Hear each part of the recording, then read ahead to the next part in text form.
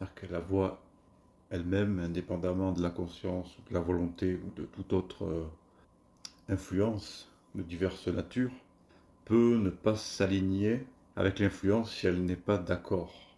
La voix elle-même est donc indépendante en réalité de ses influences, de ce qui passe par elle, du vécu de l'individu partageant cette voix.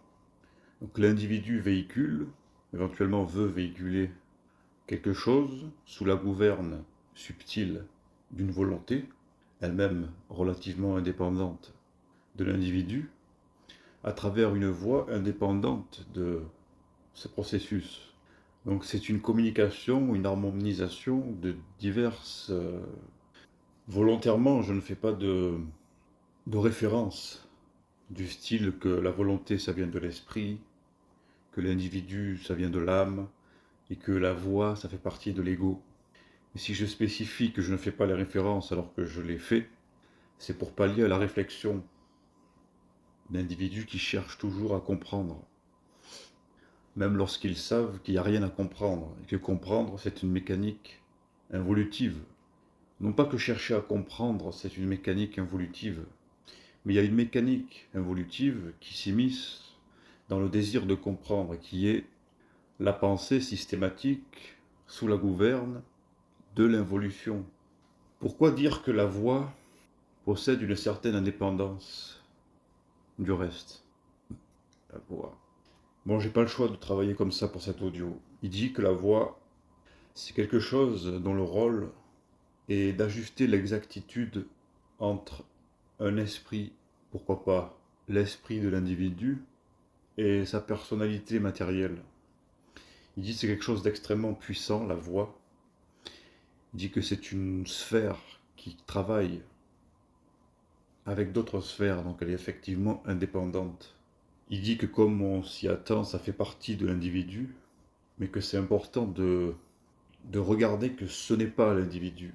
La voix, ce n'est pas l'individu.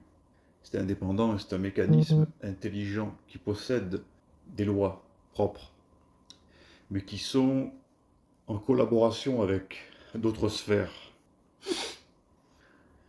Il dit qu'il faut respecter sa voix. Pourquoi il faut respecter sa voix?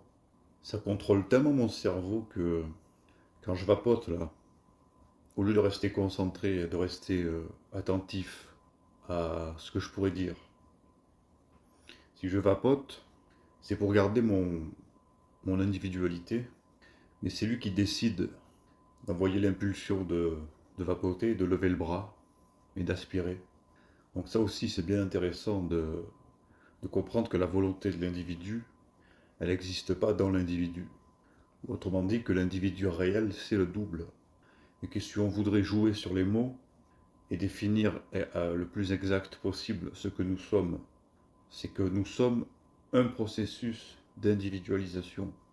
Mais ça dépend de qui parle, ça dépend de comment est-ce que ce processus d'individualisation est proche ou non de l'individu. Si c'est lui qui orchestre la parole et la volonté de l'être biologique qui est un processus d'individualisation, d'individualité, ça n'a plus réellement de sens de s'identifier comme tel. En soi, ça me fait dire que nous sommes ici-bas un processus d'individualité et que c'est l'individu qui décide de le dire. Donc ce n'est pas ce que nous sommes en fait.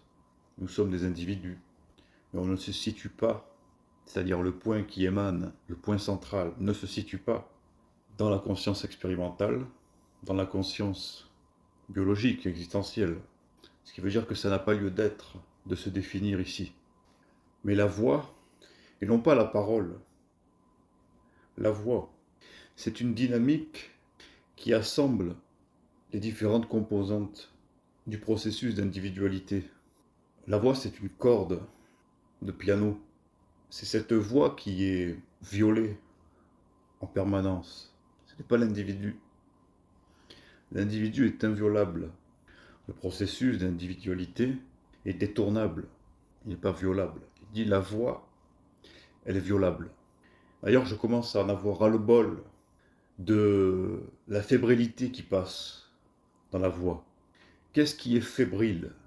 Est-ce que c'est la voix ou est-ce que c'est une influence parmi d'autres qui passe, qui s'immisce dans la voix et qui me fait vibrer ma voix avec une baisse de tension, avec je dirais pas une timidité, et ce qui rend ma voix rauque, parce qu'il y a des tessitures ou des intonations qui sont ce qu'on appelle rauques, et lorsqu'il y a ce rauque dans la voix, dans ma voix, c'est qu'il y a une perte d'énergie, une perte de tension, il y a une fébrilité, il y a un épuisement, il y a quelque chose qui veut la faire vaciller au niveau de la cage thoracique.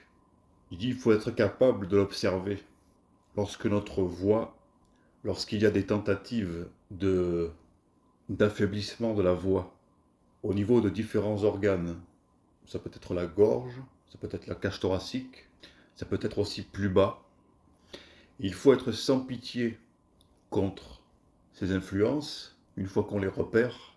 Et si on amène l'attention au niveau de l'organe affecté, on amène un peu plus d'énergie pour que celle-ci puisse vibrer et lui permettant de progresser davantage vers l'exactitude de la parole.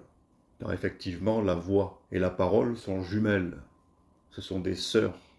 Et beaucoup d'influences tentent de séparer ces sœurs, parce que lorsque ces sœurs sont unies, sous l'éducation du Père, sous la devise, sous l'observation du Père, ces forces ou ces influences n'ont plus le moindre pouvoir sur le processus, n'ont plus le pouvoir de détourner le processus d'individualité. Il y a des forces également qui ont le pouvoir de détourner la parole. Et il est fondamental que l'individu soit extrêmement attentif, et ce systématiquement dans sa voix et sa parole. C'est un travail qui demande toute l'attention de l'individu. Il doit constamment, aussitôt qu'il décide de parler, ou en tout cas qu'une force en lui décide de parler, l'individu doit systématiquement être attentif de où est-ce qu'il doit diriger davantage d'énergie. C'est une observation vibratoire et c'est une action vibratoire. Il faut entendre la note pour savoir si elle est correcte. Et avec le temps, l'individu développe une oreille absolue, ayant la capacité de sentir, de par les sens auditifs, l'inexactitude de sa parole ou de sa voix, ou en tout cas les influences qui tentent de faire vaciller celle-ci. Car plus les mots sont exacts, fusionnés avec une parole, vous voyez, il faut bien que je montre l'exemple, sinon ça perd de sa pertinence. Donc plus les mots sont exacts, et plus la voix est exacte, plus l'énergie passe dans la vie de l'individu, plus la volonté s'intègre aux cellules vivantes qui constituent l'individu. Ces forces peuvent être perçues comme des parasites, comme des entités, mais il est préférable de le concevoir comme des influences parce qu'on ne communique pas avec des mots, on observe et on agit par vibration, par intention, par réalisation de où se situent, où se sont ancrés ces parasites. Ce n'est pas en faisant de la méditation ou des exercices pour énergiser les chakras, car le parasite va tenter de posséder une partie du mental de l'individu, poussant l'individu à énergiser ses parasites, au lieu de les juger par vibration, au lieu de les savoir. L'individu ne doit pas céder à la facilité d'énergiser quelconque chakra sans le moindre effort de volonté réelle, sans le moindre effort d'observation et d'intelligence, sans l'inconfort de la colère, souvent nécessaire pour élargir le système nerveux par lequel passe en premier l'énergie.